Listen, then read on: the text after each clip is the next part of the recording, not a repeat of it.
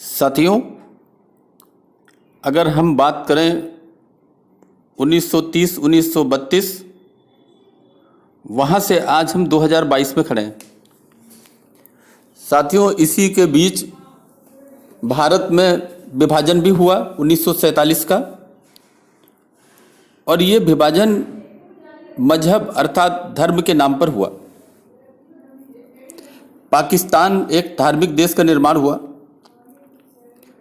साथियों, 1947 के पहले जो स्थितियां थी, लगभग इस विभाजन होने के बाद भी भारत में स्थितियां वही हैं।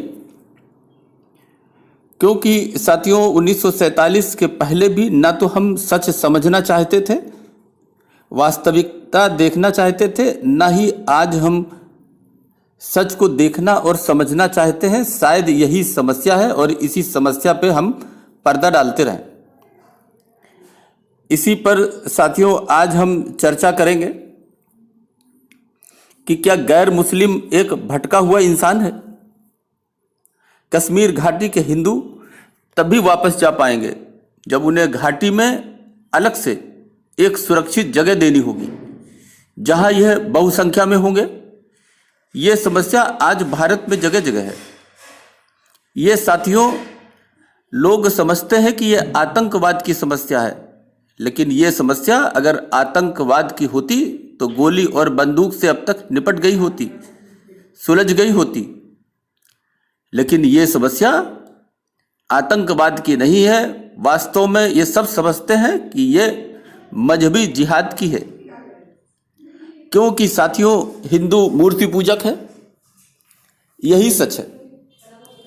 इस्लाम के इस सच को अगर आप जानना चाहते तो सैकड़ों साल के इतिहास को, इस्लाम के इतिहास के पन्नों को उसके आईने से पढ़ना समझना होगा। तभी भारत में आने वाले जो नरसंहार की संभावनाएं हैं, जो जगह जगह आपको दिखाई पड़ती हैं, जो मजहब के आधार पर हैं, उनको हम रोक पाएंगे। साथियों, किसी को आजकल आप चर्चा देख रहे होंगे, किसी को लगता है कि एक फिल्म से या कुछ बातों को कहने से, कुछ सच कहने से हिंदू और मुस्लिम के बीच में भाईचारा टूट जाएगा, और टूट रहा है। तो साथियों, बता दूं कि भविष्य के जो संभावित मजहबी नरसंहार है, उन्हें अगर आप रोकना चाहते हैं तो इस नरसंहार को रोकने के लिए, इसका टूट जाना ही इंसानों के लिए, इस देश के नागरिकों के लिए अच्छा होगा। साथियों, हिंदू हो, मुसलमान हो, ईसाई हो, पारसी हो, बौद्ध हो, कोई भी हो, आज भारत में अमन पसंद लोगों की संख्या धीरे धीरे बढ़ रही है। और सच दिखाने से समाज में सुधार होगा, ना कि बिगाड़। लोग आखिर सच देखेंगे और सच देखने के बाद जो उनका जो सोचने का तरीका है वो भी बदलेगा। आज भी साथियों आप देखें तो शिया और अहमदिया समुदाय को आप जानते होंगे। इनका अस्तित्व संख्या बल कम होने के कारण जो सुन्नी बहुल देश हैं वहाँ पर ये खतरे में है। पैगंबर मोहम्मद के इंतकाल के बाद गद्दी के संघर्ष में आप पढ़ें, इमामों और मौलानाओं को जान से हाथ धोना पड़ा, उनका कत्लेआम हुआ। यह कत्लेआम मुस्लिमों के बीच हुआ। मुस्लिमों ने ही अपने नबी के दामाद और नवासों का, उनके परिवार का गद्दी के लालच में बेरहमी से कत्ल किया। साथियों, ये सब आज भी जारी है। हर फिक्रा अपने फिक्रे को ही सच्चा मुस्लिम समझता है और दूसरे फिक्रे को भटका हुआ मुस्लिम। सीरिया, यमन और अफगानिस्तान जैसे देशों में आपने देखा होगा कि मुस्लिम ही मुस्लिम के खून का प्यासा है। आखिर क्यों?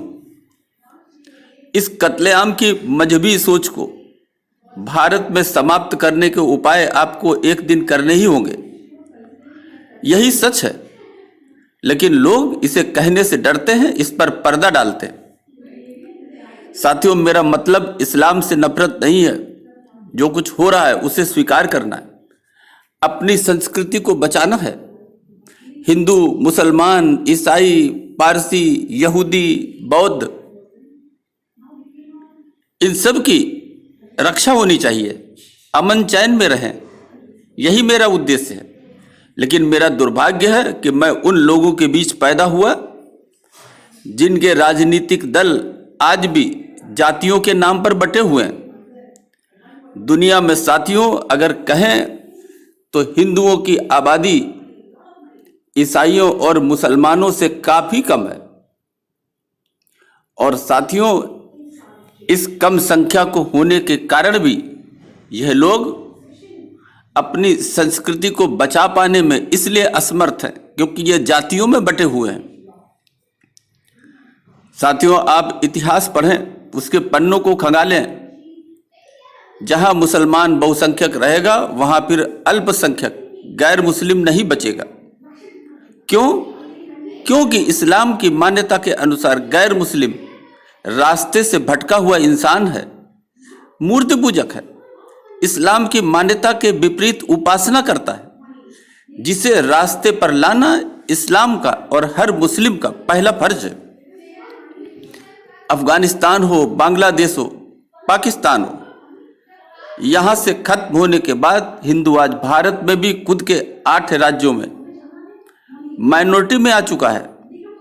सहनशीलता का परिचय देते देते विनाश को गले लगाना कौन सी महानता है? इसलिए प्रकृति के नियम के हिसाब से जो कठोर और मजबूत और सख्त होगा वही इस दुनिया में बच पाएगा। कैसे उन्होंने अफगानिस्तान में बुद्ध की विशालकाय प्रतिमा तोड़ डाली, कैसे अभी अभी पाकिस्तान में नानक महल की धज्जियां उड़ा दी। तो आप राम मंदिर बना लें, राम मंदिर बना भी लेंगे, काशी, मथुरा, भोजशाला को भी स्वतंत्र भी करवा लेंगे। लेकिन साथियों, जैसे ही ये पॉपुलेशन सुनामी के चलते यहां कोई मुस्लिम गद्दा नसीन होगा, गद्दी पर बैठेगा, शासन करेगा, आपके भव्यतम राम मंदिर की सबसे पहले धज्जियां उड़ा डालेगा। आप रोक सकते हैं तो आप रोक लें, वरना ये इतिहास का अंतिम परकोटा है। उसके बाद तो अनंत गहरी खाई ही क्षितिज तक दिखाई दे रही है। साथियों, ऐसा कुछ करें जिससे भारत में सभी धर्म, सभी मजहब के लोग आपस में अमन चैन से रह सके। धर्म और मजहब अलग हो सकता है, लेकिन इसको भारत की सभ्यता और संस्कृति से जोड़ना ही इसका एक उपाय है। साथियों, भारत में सभी धर्मों मजहबों के लोग रहते हैं। किसी एक की दादागिरी नहीं चलनी चाहिए। सब इसी देश के मूल निवासी हैं, जिसमें कुछ लोगों ने समय समय पर अपना धर्म मजहब तो बदला ही, लेकिन लिबास भी बदल लिया, खान पान भी बदल लिया, भाषा भी बदल लिया, त्यौहार भी बदल लिया। मतलब विदेशी धर्म और मजहब अपनाने के साथ अपने देश की सभ्यता और संस्कृति भी बदल ली। साथियों, आज समय की मांग यही है कि ये अपने अपने धर्म मजहब से अलग भाषा, सभ्यता, संस्कृति को अपने देश भारत की भारतीयता में रंगना होगा। साथियों, भारत की जनता तभी खुशहाल होगी। अभी के लिए बस इतना ही। धन्यवाद।